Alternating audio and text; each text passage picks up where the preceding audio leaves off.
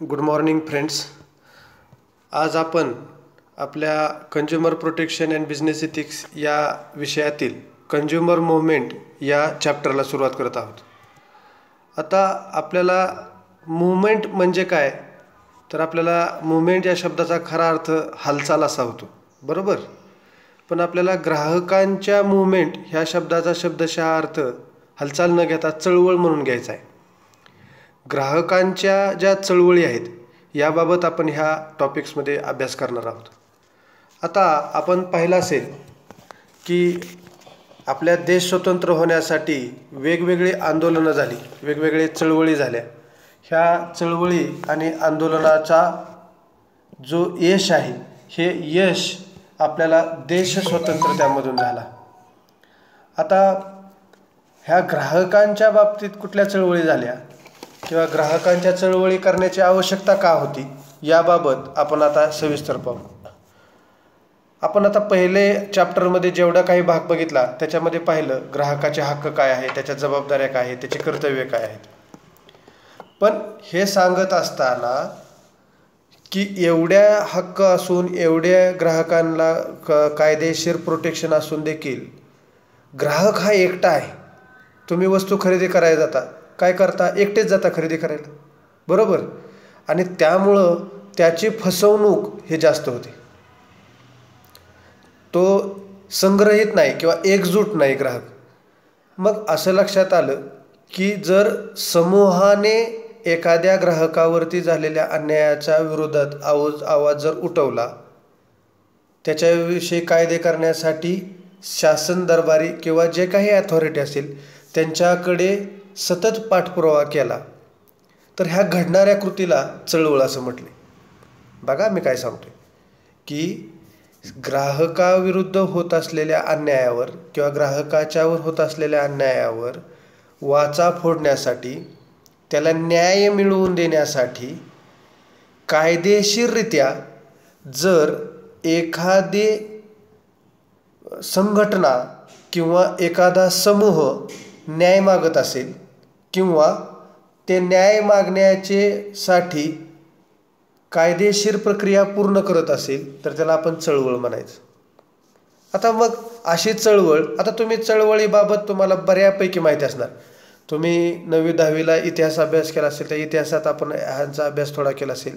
11वी-12वीला थोडासा अभ्यास झाला असेल की आपला देश स्वतंत्र होण्यासाठी वेगवेगळ्या संघटनांनी कशा प्रकारे आंदोलनं केली. ह्या आंदोलनं म्हणजे सतत आंदोलनाची एक प्रक्रिया चालू राहणं, ह्याला चळवळ म्हणायचं. म्हणजे उदाहरणार्थ आता मराठा समाजाच्या आरक्षणासाठी जी आंदोलनं चाललेली आहेत, ह्या आंदोलनाची प्रक्रिया विशिष्ट कालावधीपर्यंत एकसारखी राहिली. काय, त्यांची एक मागणी आहे की त्यांना आरक्षण हवं आहे. तर ह्या सर्व ज्यावेळेस पूर्ण प्रक्रिया होईल त्यावेळेस त्याचं रूपांतर चळवळीत होतं, त्याचं रूपांतर चळवळीमध्ये होतं. असे बऱ्यापैकी झाल्यात. एक चिपको आंदोलन झालं, त्याला परत नंतर चिपको चळवळ झाली. काही महिलांच्या बाबतीत होणाऱ्या अन्यायावरती महिला चळवळी आहेत. अशा वेगवेगळ्या गोष्टींच्या बाबतीमध्ये आपल्याला ह्या चळवळी पाहायला मिळतात. मग नेमकी ही ग्राहक चळवळ किंवा ग्राहकाच्या वर होणाऱ्या अन्यायावरती ग्राहकाचं शोषण थांबवण्यासाठी अशा चळवळीची निर्मिती केव्हा झाली, तर सर्वप्रथम अशी चळवळ इंग्लंडमध्ये झाली.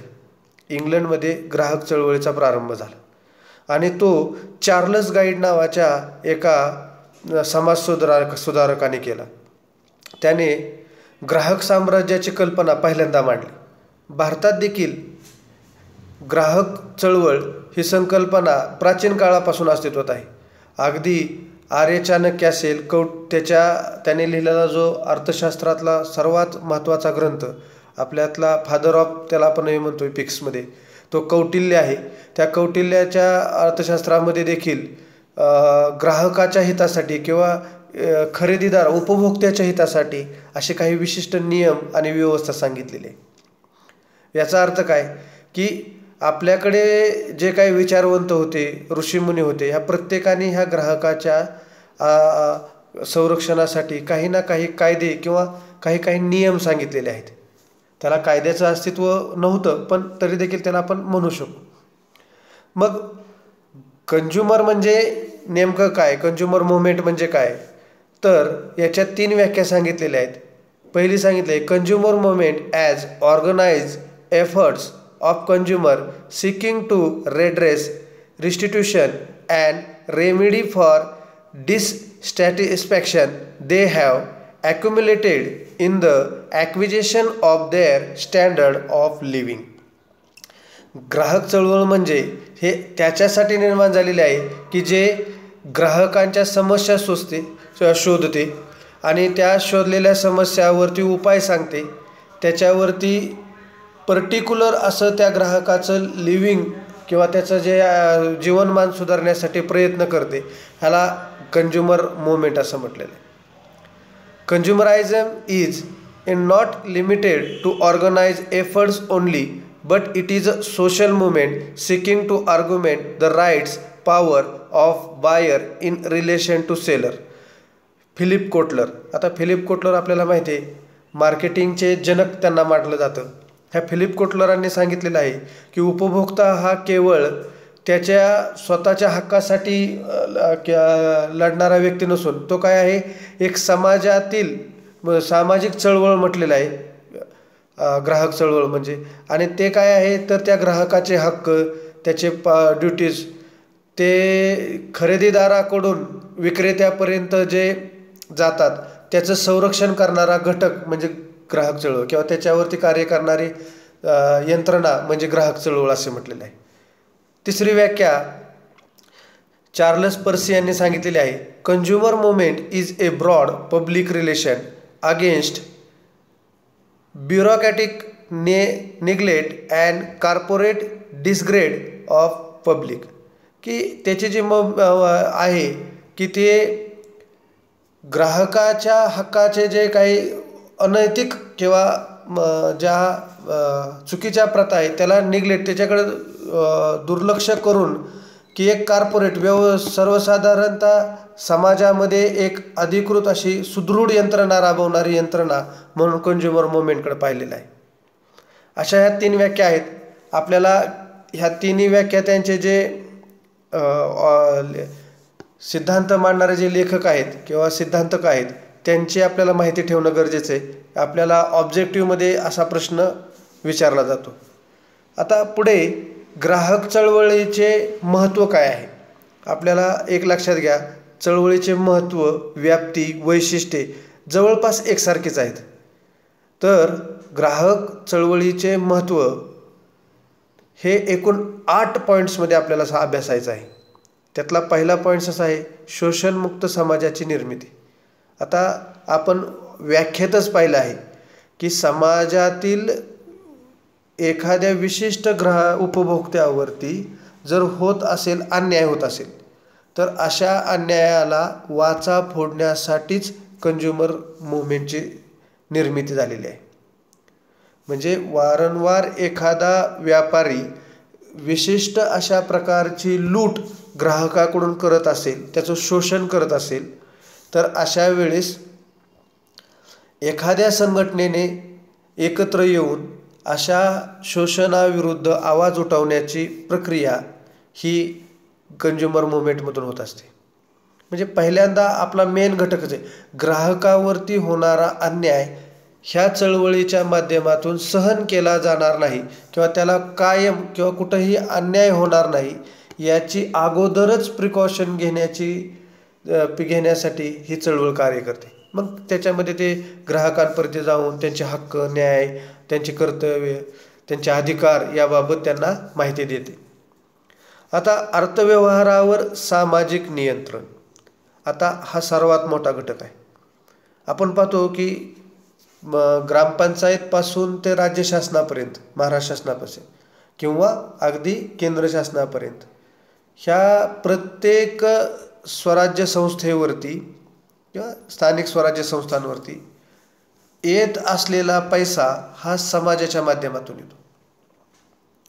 म्हणजे ग्रामपंचायत असेल त्याला घरपट्टी असेल, पाणीपट्टी असेल किंवा इतर त्यांचे जे काही उत्पन्नाचे स्रोत असेल हे समाजाकडून पैसा तिथे येतो.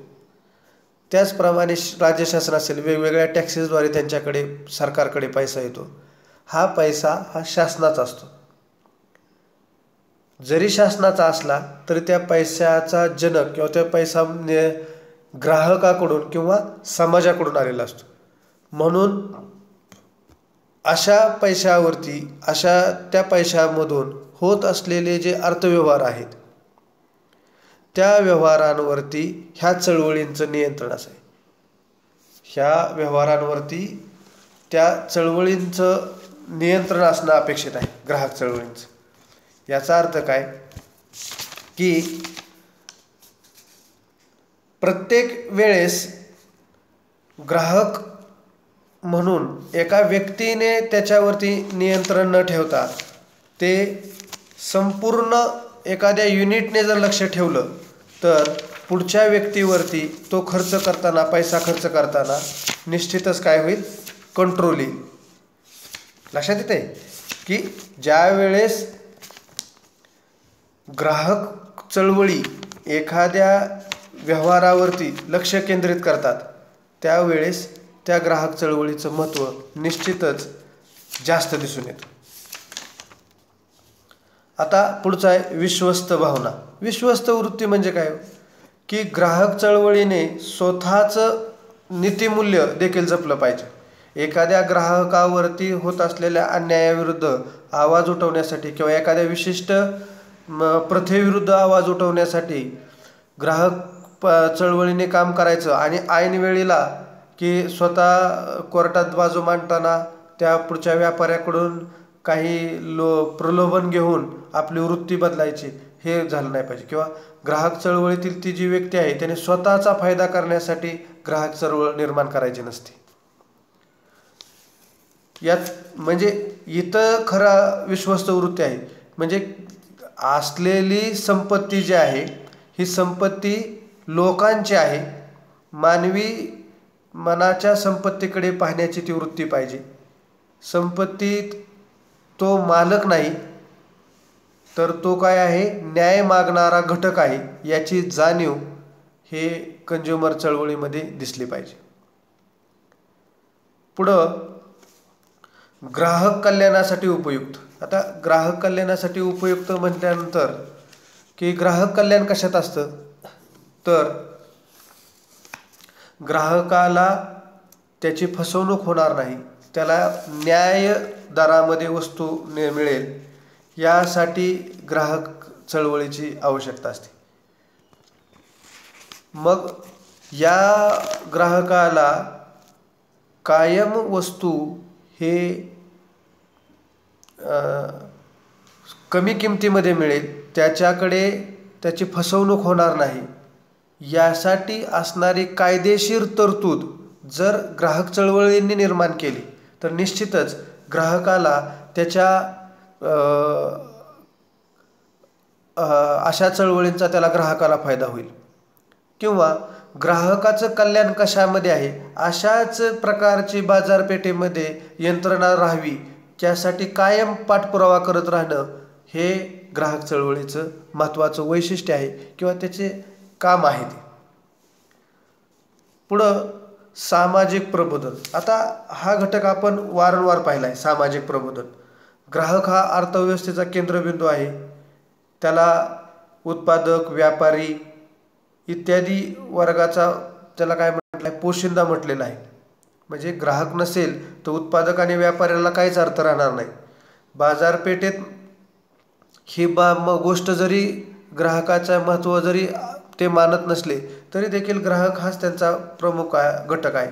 मग अशा ग्राहकाची लोबडणूक होऊ नये, त्याच्या वैयक्तिक वैचारिक पातळीमध्ये बदल व्हावा, यासाठी ग्राहक प्रबोधन गरजेचं आहे. म्हणजे एखादी वस्तू खरेदी करण्यापूर्वी ग्राहकाने काय केलं पाहिजे किंवा समाजाने काय केलं पाहिजे यासाठी देखील चळवळीने काम केलं पाहिजे.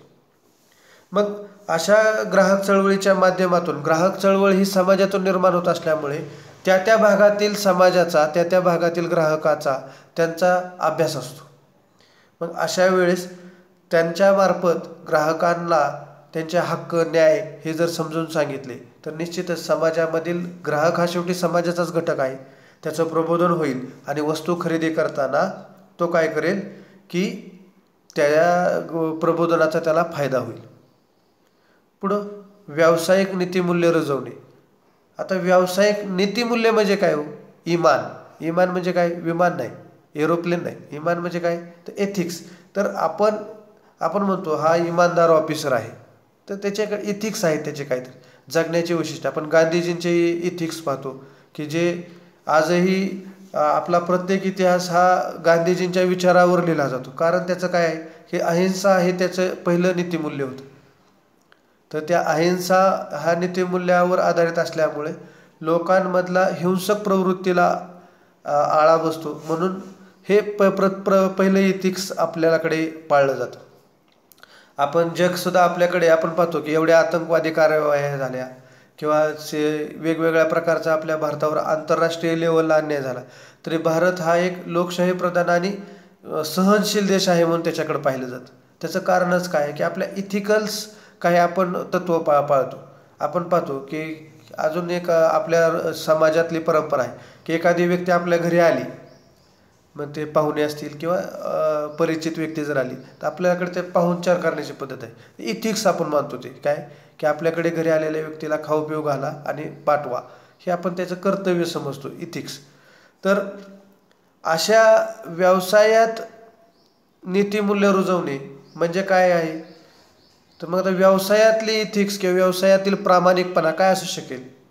तर आपण पाहतो सध्याच्या स्थितीला नफा मिळवणे हे व्यावसायिकांचं प्रमुख ध्येय धोरण झालेलं आहे.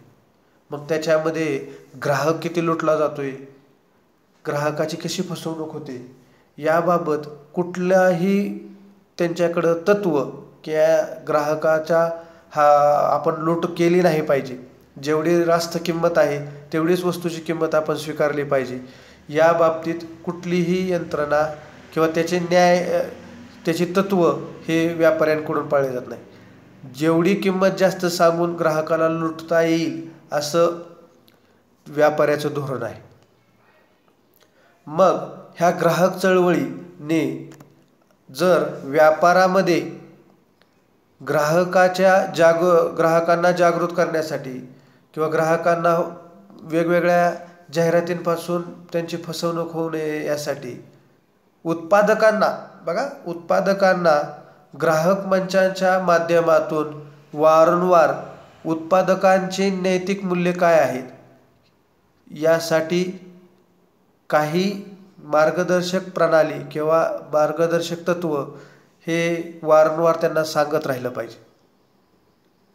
जर अशी मार्गदर्शक तत्त्व किंवा तुम्ही ग्राहकांसाठी हे करा, ग्राहकांची फसवणूक होऊ नका, तुमची MRP काय आहे ते तुमच्या प्रॉडक्टवरती छापा, MRP कशी आली त्याच्याबाबत माहिती सांगा, त्यात कंटेंट काय आहे ते सांगा, जर या पद्धतीने जर व्यावसायिकाला मार्गदर्शक तत्त्व जाहीर केली तर निश्चितच त्यांच्या नीतिमूल्यामध्ये, त्यांच्या प्रामाणिकपणामध्ये वाढ होईल आणि त्याचा फायदा ग्राहकाला होईल. यातला शेवटचा घटक आहे आपला उत्पादक आणि ग्राहक यांना समान दर्जा प्राप्त करून देणे. आता ग्राहक हा अर्थव्यवस्थेतील केंद्रबिंदू आहे, मानबिंदू आहे आपण पाहिलं, पण याप्रमाणेच उत्पादक हा देखील तितकाच महत्त्वाचा घटक आहे. त्याने दर्जेदार वस्तू निर्माण केली तरच त्याचा फायदा ग्राहकाला होईल. त्यामुळं उत्पादक आणि ग्राहक ह्या दोन नाण्याच्या दोन बाजू आहेत आणि त्या दोन्हीही बाजूंच्या हक्कासाठी देखील त्याने प्रयत्न केला. केवळ ग्राहकाने अन्याय झाला म्हणून तक्रार घेऊन आली आणि त्या उत्पादकाला विरोधाचं बंड पुकारला, हेही चळवळीचं काम नाही. चळवळीने दोघांचीही बाजू समजून घेऊन योग्य तो मार्गाने दोघांमध्ये समन्वय राखण्याचं काम हे कंझ्युमर मुवमेंट किंवा ग्राहक चळवळीने केलं पाहिजे.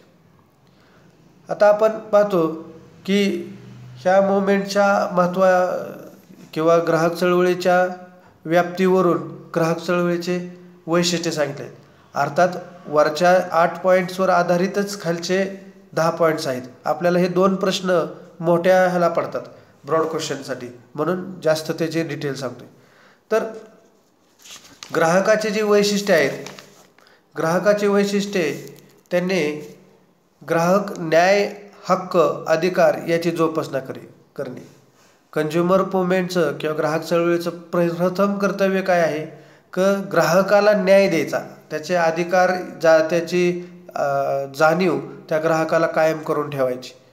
त्याचे हक्क, न्याय आणि अधिकार याबाबत कायम व्यापारी स्तरावर, सरकारी स्तरावर किंवा ज्या ज्या ठिकाणी व्यवस्था आहे त्या प्रत्येक व्यवस्थेमध्ये ग्राहकाचे न्याय, हक्क, अधिकार याची जोपासना झाली पाहिजे. यासाठी कंझ्युमर मुवमेंटने अविरत काम केलं पाहिजे. उच्च नैतिक मूल्य रुजवणे. आता आपण वरती पाहिलं की नैतिक मूल्य काय.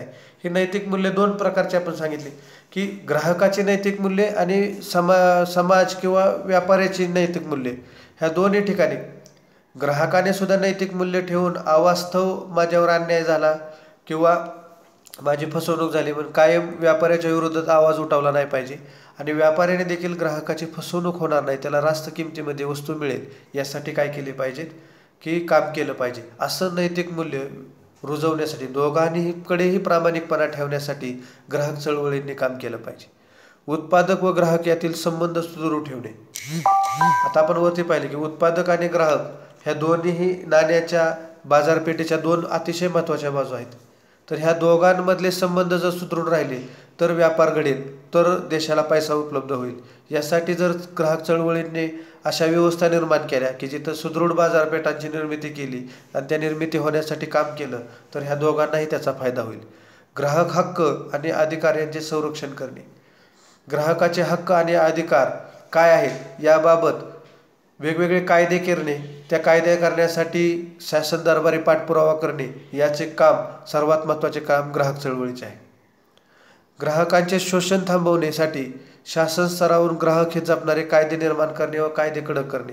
आपण पाहिलं की आपला कंझ्युमर प्रोटेक्शन ॲक्ट 1986 ज्यावेळेस सुरुवात झाला त्याच्यापूर्वी हजारो कायदे होते देशामध्ये, जगामध्ये, पण त्या कायद्यांचा तितकासा फायदा त्या ग्राहकाला होता दिसला नाही. म्हणून तर ग्राहक संरक्षण कायद्याची, आता ह्यानंतरचा जो टॉपिक आहे आपल्याला ग्राहक संरक्षण कायदाच आहे की जो आपल्याला अभ्यासायचा आहे.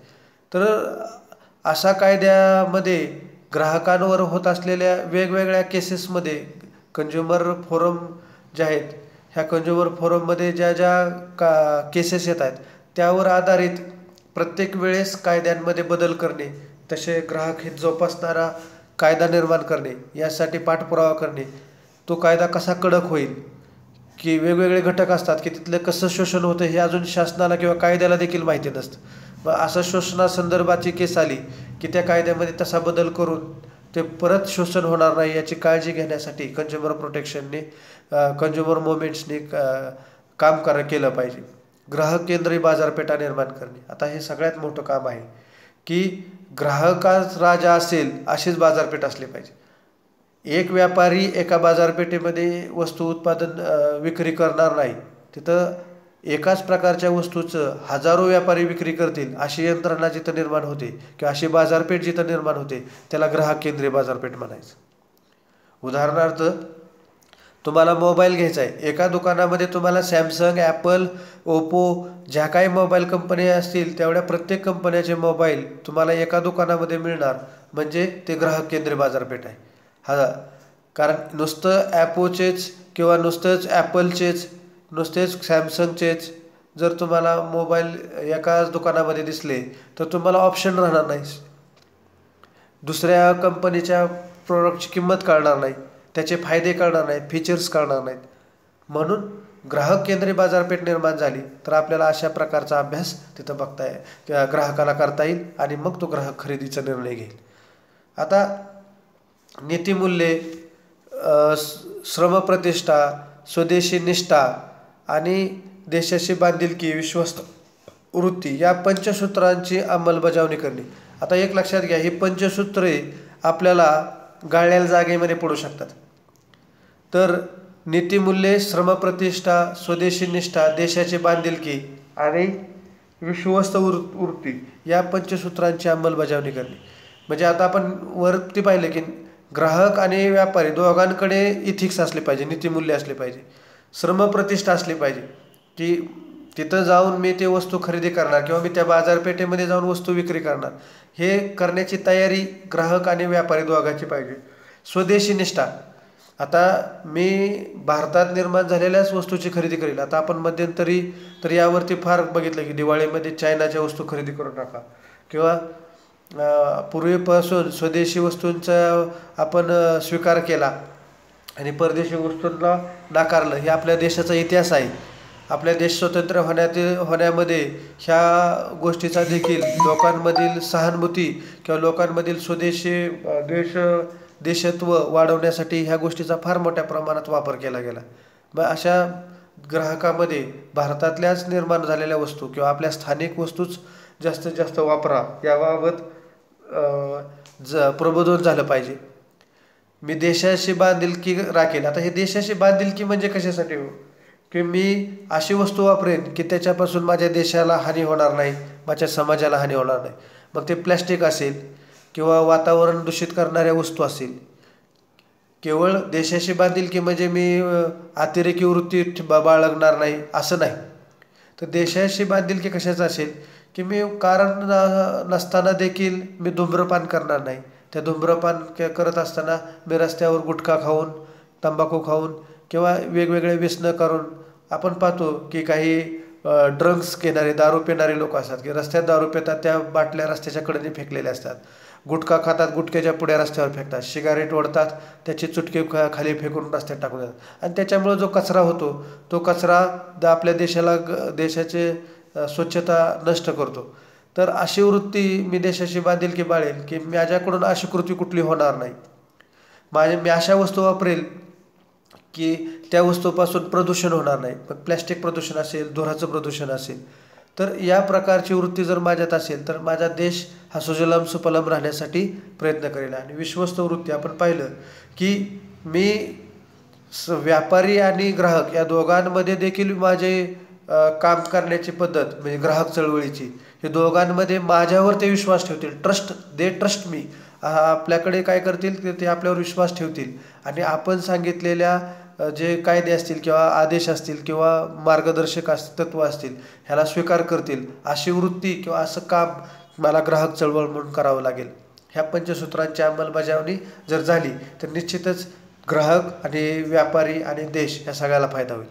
आता पुढचा मुद्दा आहे ग्राहक चळवळ राजकीय पक्षांपासून अलिप्त ठेवणे. आपण याबाबतीत पाठीमागं ग्राहकांचे कर्तव्य, अधिकार आणि त्या घटकांमध्ये सुद्धा आपण ह्या बाबतीत पाहिले की ग्राहक चळवळीला जर एखाद्या पक्षाचं जर वैचारिकता जुळली तर निश्चितच त्या पक्षाची ध्येय धोरणं अशा चळवळीमधून राबवली जाऊ शकतात आणि त्याच्यापासून देशाला किंवा ग्राहकाला, समाजाला धोका निर्माण होऊ शकतो. म्हणून ग्राहक चळवळीने अशा पक्षापासून अलिप्त राहिलं पाहिजे. आता आपण अर्थव्यवस्थेतील व्यवहारावर सामाजिक नियंत्रण करणे. देशात आलेला पैसा किंवा देशाकडील सरकारांकडे असलेला पैसा हा समाजाचा आहे, ग्राहकाचा आहे, याची जाणीव ठेवून देश किंवा सरकार जर असा पैसा चुकीच्या ठिकाणी खर्च करत असेल तर अशा वेळेस सरकारला हा पैसा समाजासाठी खर्च करण्यास भाग पाडलं पाहिजे. याचं काम ह्या ग्राहक चळवळींनी केलं पाहिजे. तर स्वयंप्रेरित आर्थिक परिवर्तनाचे व शोषणमुक्त समाजाची निर्मिती करणे. आता शोषणमुक्त समाजाच्या निर्मितीसाठी आपण पाहिलं, मगाशी आपण महत्त्व पाहत असताना पाहिलं की अत्यंत सध्याच्या बाजारपेठेमधलं चित्र हे बेसूर दिसते. आता तुम्हाला अजून एक सांगतो, कोरोना चालू झाल्यानंतर की कोरोना सुरू झाला, लॉक झालं, अनलॉक झालं, सगळं झालं, परत सगळ्या बाजारपेठा उघडल्या. पण इलेक्ट्रॉनिक वस्तूंच्या किमती ज्या आहेत ह्या कोरोनाच्या कालावधीमध्ये अत्यंत भरमसाठ वाढल्या. इलेक्ट्रॉनिक वस्तूंच्या किमती, मग ह्या इलेक्ट्रॉनिक वस्तूच्या किमती वाढल्यामुळं काय निर्माण झालं तर त्या कारण नसताना ग्राहकांना जादा पैसे देऊन खरेदी करावे लागतात. स्पेशली तुम्ही कॉम्प्युटर, त्याचे ॲसेसरीज, मोबाईल्स ह्याच्या किमती वाढलेल्या पाहिल्या असतील. म्हणजे की कायम असं चित्र दिसतंय की टंचाई, महागाई, किमती वाढलेल्या आणि ह्याच्यामुळं काय होतं की कारण नसताना ह्याचा जो फटका आहे तो ग्राहकाला बसतोय. मग अशा वेळेस जर आर्थिक परिवर्तन किंवा शोषणमुक्त समाजाला काय केलं पाहिजे याची जर वैचारिक देवाणघेवाण जर ग्राहक चळवळींकडून झाली तर निश्चितच अशा गोष्टीला आळा बसेल. की एक तत्त्व जर मानलं की मी शोषण करणार नाही, हे जर आधारभूत तत्त्व मानून अर्थव्यवहारांचे नवनवे सिद्धांत जगात जर मांडले गेले तर अशा ह्याने की हे सिद्धांत समाजासाठी उपयोगी पडतील। यासाठी नवीन काहीतरी कायदे किंवा नवीन जबाबदाऱ्या, नवीन माहिती ही समाजाकडे गेलेली पाहिजे। अशी जर अर्थव्यवस्था जर ग्राहक चळवळींनी मांडली तर निश्चितच त्याचा फायदा ग्राहक चळवळींना होईल आणि समाजाला देखील होईल। तर हे ग्राहक चळवळीचं यश मानलं जाईल की आर्थिक व्यवहार किंवा आर्थिक परिवर्तन जर झालं तर आजच्या घटकामध्ये आपण जो पाहिला ते ग्राहक चळवळ काय आहे, ग्राहक चळवळीचं महत्त्व काय आहे, ग्राहक चळवळीची वैशिष्ट्ये काय आहे हे पाहणार आहोत। आपण पुढच्या ह्याला कंझ्युमर प्रोटेक्शन ॲक्ट बाबतची माहिती पाहणार आहोत। आजचं लेक्चर हे इथं संपलेलं आहे। धन्यवाद।